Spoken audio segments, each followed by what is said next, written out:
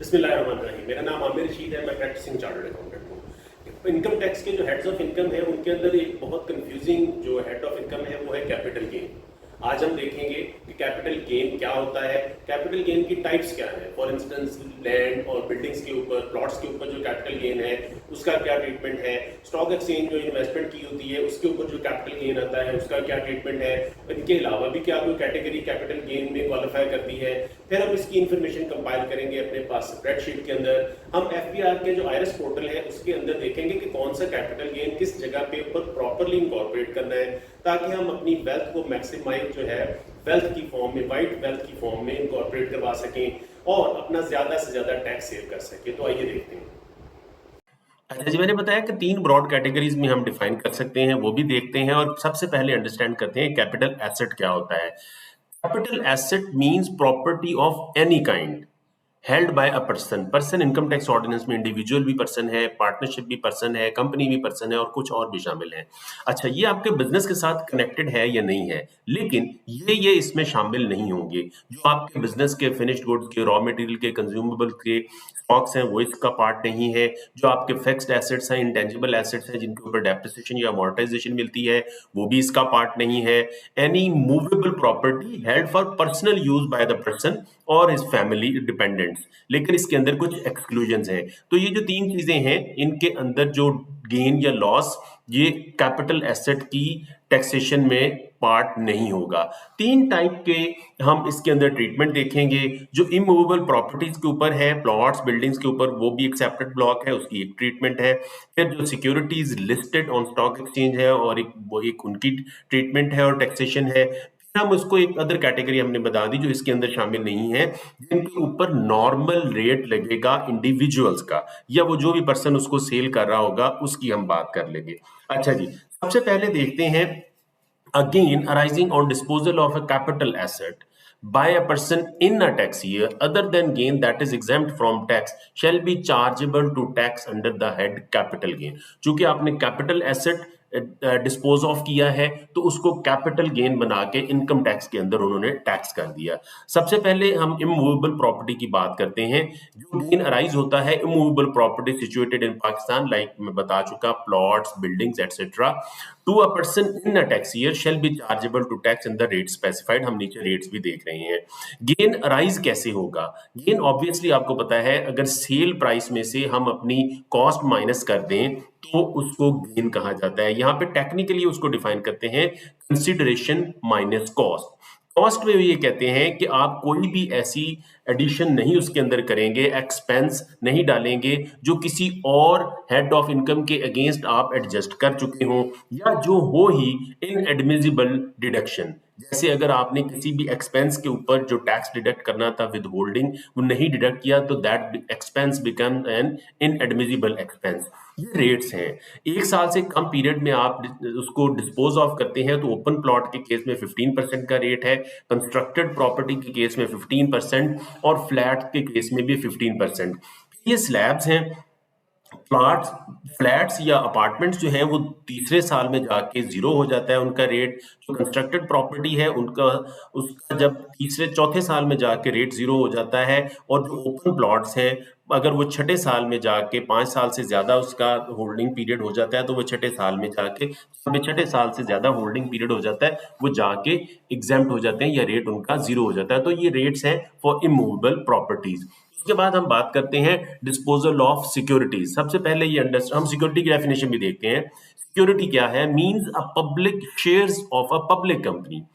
Pakistan telecommunication के vouchers, उनको एक टेक्निकल सिर्फ उन्होंने टर्म अलॉट की, मुदारबा certificates, instrument of redeemable capital, debt securities, unit of exchange traded और डेरिवेटिव प्रोडक्ट्स। तो हम नॉर्मली अंडरस्टैंड ये करते हैं जो जो भी लिस्टेड सिक्योरिटीज हैं उनको हम सिक्योरिटीज की कैटेगरी में ले जाएंगे। आगे उन्होंने corporate debt securities, government bond securities ये भी एक्सप्लेन किया, आप डेफिनेशन यहां से देख सकते हैं। ये एक सेपरेट ब्लॉक है, यानी अगर आप इसमें भी डील करते हैं और किसी और इनकम में भी आप अर्न कर रहे हैं तो दोनों की treatment different as a separate block है, जिसके भी रेट स्पेसिफाई और बताया जाए कि ये एक सेपरेट ये वाले रेट लगेंगे, that is termed as separate head of income. तो ये सिक्योरिटी की डेफिनेशन हो गई। सिक्योरिटी की डेफिनेशन में क्या है कि gain arising on disposal of security other than which is exempt shall be chargeable to tax at the rates given। आगे हम देखते हैं, this section shall not apply to a banking company या इंश्योरेंस कंपनी। बैंकिंग कंपनी और insurance company के ऊपर ये section नहीं अप्लाई करेगा, और इन शेयर्स की डिस्पोजल पे भी ये सेक्शन अप्लाई नहीं करेगा। Shares of a listed company made otherwise than through stock exchange which is not settled through NCCPL। अच्छा, अब मैं आपको यहाँ पे थोड़ा सा एक्सप्लेन कर दूं। स्टॉक एक्सचेंज में जब हम इन्वेस्टमेंट करते हैं तो सारे का सारा काम सीडीसी में होता है, सेंट्रल डिपॉजिटरी कंपनी में, और जो क्लियरिंग करती है उसको कहा जाता है national clearing company of Pakistan limited. यहाँ पे आपको अपनी इंफॉर्मेशन अपने पास एक रॉ फॉर्म में रख लें, अदरवाइज ये NCCPL से आपको साल के आखिर पे फाइनेंशियल ईयर टैक्स ईयर के हिसाब से एक सर्टिफिकेट मिलता है। उसके अंदर आपका जो गेन होता है या लॉस होता है और उनके ऊपर जो टैक्सेशन हुई होती है, डिडक्ट उन्होंने विद होल्ड भी होता है यहाँ पे टैक्स, वो आपको प्रॉपर वो एक सर्टिफिकेट देते हैं जो आपके रिटर्न फाइलिंग में यूज होता है। गेन अगेन उसी तरह से ही है, हम वर्कआउट करेंगे सेल प्रोसीड माइनस कंसिडरेशन। तो आप cell proceed minus cost, cost के अंदर आप कॉस्ट ऑफ एक्विजिशन भी लेंगे और वही चीजें अप्लाई होती हैं जो प्रीवियसली हम डिस्कस कर चुके हुए हैं। अच्छा जी, अब हम देखते हैं deduction of losses in computing the amount chargeable to head capital gain के अंदर। देखिए, कोई भी कैपिटल गेन है उसके अंदर कोई और एसेट में आपको लॉस हो रहा है तो वो आप लॉस उसी कैपिटल गेन के अगेंस्ट एडजस्ट कर सकते हैं, लेकिन कैपिटल लॉस को आप किसी और हेड ऑफ इनकम के अगेंस्ट एडजस्ट नहीं कर सकते। अच्छा, कहा यह गया है इन जिस कैपिटल एसेट की के ऊपर आप गेन रिकॉग्नाइज नहीं कर सकते उसके ऊपर आपको लॉस भी नहीं मिलेगा और ना वो लॉस कहीं एडजस्ट होगा। लॉस उसी तरह से वर्कआउट होगा, गेन और लॉस उसी तरह से वर्कआउट होगा, कंसिडरेशन माइनस कॉस्ट। कुछ एसेट्स के केस में जहां पे हमने प्रीवियसली पढ़ा था कि पर्सनल एसेट्स के केस में गेन और लॉस, जो गेन है वो टैक्सेबल नहीं होता, हमने पहली एक्सक्लूजन पढ़ी थी। इन सेक्शंस के ऊपर वो कंक्लूजन अप्लाई, जो टर्म है वो अप्लाई नहीं होती, लेकिन इनका जो सेल है उसके ऊपर अगर आपको गेन आता है तो वो टैक्सेबल होगा, लेकिन अगर इनके ऊपर लॉस आता है तो वो नो लॉस रिकॉग्नाइज होगा, वो नो लॉस एडजस्ट हो सकेगा। क्या क्या है, कोई आपने पेंटिंग्स, स्कल्पचर्स, ड्राइंग्स वगैरह रखी हुई है, ज्वेलरी जो हमारे पास होती है, रेयर मैन्युस्क्रिप्ट है, कोई पोस्टेज स्टैम्प्स है, कॉइन्स है या एंटीक्स हैं, इनके ऊपर जो गेन आएगा वो टैक्सेबल होगा, लेकिन इनका लॉस रिकॉग्नाइज ही नहीं किया जाएगा। सिक्योरिटीज के ऊपर जो टैक्स के रेट्स हैं वो आप लेस देन 1 ईयर में 15% है, फिर 12.5% का स्लैब है, 10%, और 6 ईयर से ऊपर जो सिक्योरिटीज है वो एग्जेम्प्ट हो जाती हैं। अब हम थोड़ा सा एक्सेल में कंपाइल करते हैं और फिर हम जाके देखते हैं कि आईआरएस के फोल्डर पे कौन सा जो टैक्स है वो कहाँ पे जाके इनकॉर्पोरेट होना है। तो आइए देखते हैं। एक्सेल के लिए हम एक सैलरी की, जब हमने टैक्सेशन डिस्कस की थी तो उसमें हमने एक मास्टर शीट डेवलप की थी। अगर आपके पास ये वाले एसेट्स भी कोई डिस्पोज ऑफ हुए हैं तो आप ये इस तरह की 2 शीट्स उसमें ऐड कर सकते हैं। ये मिस्टर एबीसी हैं, इन्होंने प्राइवेट लिमिटेड कंपनी में भी शेयर सेल किए हैं, फ्लैट एक सेल किया और एक घर सेल किया है। जो प्राइवेट लिमिटेड की कंपनी के शेयर हैं उनके ऊपर जो फेयर मार्केट वैल्यू लेनी है कंसिडरेशन में, ये याद रखें, जहां पे भी fair market value consideration received से ज्यादा है आपको फेयर मार्केट वैल्यू लेनी है, क्योंकि डिपार्टमेंट भी फेयर मार्केट वैल्यू लेगा। इसके ऊपर नॉर्मल टैक्स रेट लगने हैं जो इंडिविजुअल के लिए हैं। जो इन्होंने एक अपार्टमेंट सेल किया है उसका 1.5 साल का पीरियड है, इसके ऊपर इनको 50 लाख रुपए का गेन हुआ है। ये जो टैक्स ऑन इमूवेबल प्रॉपर्टी जो हमने डिस्कस किया है उसके रेट्स 1.5 साल के लग जाएंगे। एक इसके बाद इन्होंने एक घर सेल किया है, घर इन्होंने 6 साल के बाद सेल किया है, तो 6 ईयर्स 4 ईयर्स के बाद, तो जो 4 ईयर्स के बाद जो कंस्ट्रक्टेड प्रॉपर्टी है उसका टैक्स का रेट 0 हो जाता है, तो इसके ऊपर कोई टैक्स रेट एप्लीकेबल नहीं होगा। उसके बाद इन्होंने कुछ स्टॉक एक्सचेंज में इन्वेस्टमेंट की थी, सैफायर, डीजी खान, पीएसओ वगैरह में, और एक शेयर में इनको लॉस भी हुआ है। तो ये जो लॉस वाला शेयर है ये किसी भी गेन वाले शेयर में से हम माइनस करके तो गेन, आप नेट गेन वर्कआउट कर लेंगे और उसके ऊपर पीरियड के हिसाब से, जो हमने पिछली स्लाइड में डिस्कस किए, पीरियड के हिसाब से टैक्स रेट अप्लाई करेंगे और हमारा टैक्स की जो रेट है और टैक्स की जो अमाउंट है वो वर्कआउट हो जाएगी। अब हम देखते हैं कि आईआरएस में ये जो गेन्स है इमूवेबल प्रॉपर्टी के, और ये कहाँ पे डाले जाते हैं ताकि हम प्रॉपरली अपनी आईटीआर प्रिपेयर कर सकें।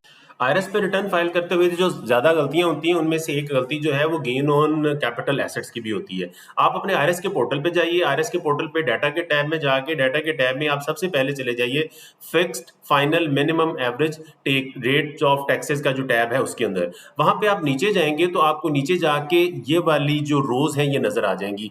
Capital gain on immovable property where holding period does not exceed 1 year, exceed 1 year, does not exceed 2 year, exceed 4 year, does not exceed 5 year, exceed 6 year, तो आपने यहाँ पे अपना रेलेवेंट गेन जो है वो डालना है और कंप्यूट करेंगे तो प्रॉपरली आपका टैक्स वर्कआउट होगा, वही जो एक्सेल में आप वर्कआउट करेंगे पोर्टल से देख के जो आपने रेट अप्लाई किए हैं। इसी तरह से कैपिटल गेन ऑन सिक्योरिटीज के केस में भी जो 0% वाला रेट, 5% वाला रेट और 7.5% वाला रेट, ये आपने रेट जो भी हैं अपने प्रॉपरली यहाँ पे अमाउंट्स एंटर करनी है हर एक के रेफरेंस से, ये याद रखिए मैं बार बार। उसके बाद यहाँ पे वर्कआउट करने के बाद जब आप कैपिटल गेन के पोर्शन में जाएंगे तो वो उसके रेफरेंस से खुद वर्कआउट कर लेगा लॉन्ग टर्म और शॉर्ट टर्म का।